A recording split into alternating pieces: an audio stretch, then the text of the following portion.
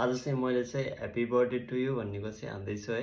गिटारमा चाहिँ यो सबभन्दा गिटारमा बजाउन सजिलो हो नि, एकदम चाँडै पनि सिक्ने। त्यो जसले पनि भन्नाले 1-2 चोटि लियो भने चाहिँ जसले नि बजाउन सक्ने कि happy birthday to you tone चाहिँ गिटारमा चाहिँ होइन। त्यसैको लागि चाहिँ एकदम मैले नि सर्टकटमा चाहिँ पहिला नि बजिरहेको थिएँ।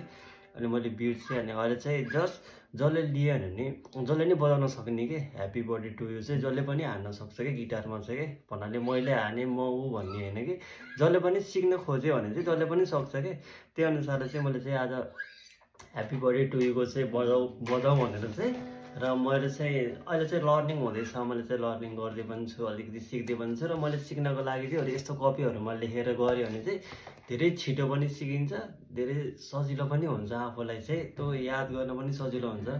र ह्याप्पी बर्थडे टु यु चाहिँ जसले पनि बजाउन सक्छ। त्यो अनुसारले चाहिँ मैले आज चाहिँ ह्याप्पी बर्थडे टु यु चाहिँ ह्याप्पी बर्थडे टु युको चाहिँ टोन चाहिँ म बजाउँछु है त। एकदम सजिलो पनि छ।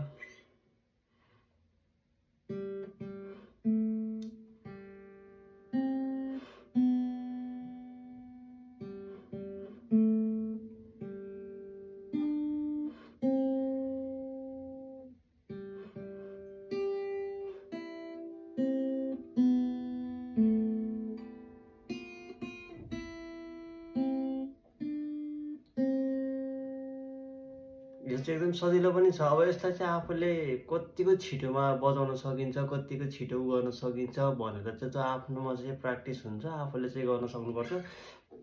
बजाउनु त एकदम सजिलो पनि छ ह्याप्पी बर्थडे टु यु भन्ने चाहिँ। र म फेरि एकचोटि ट्राई गर्छु त अलिक छिटो फास्ट बजाउनेमा चाहिँ।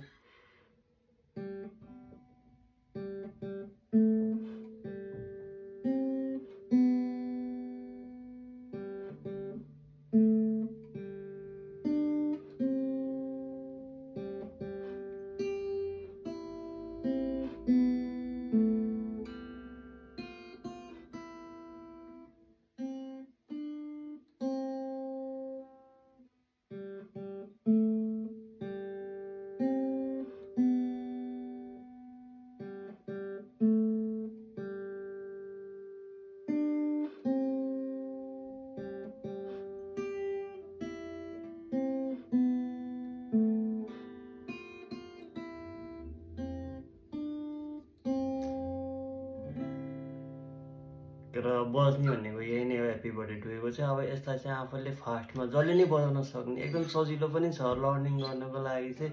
त्यस्तो मरिमट्टान रट्टान घोट्टान त्यस्तो भनेर बिन्दास तरिकाले।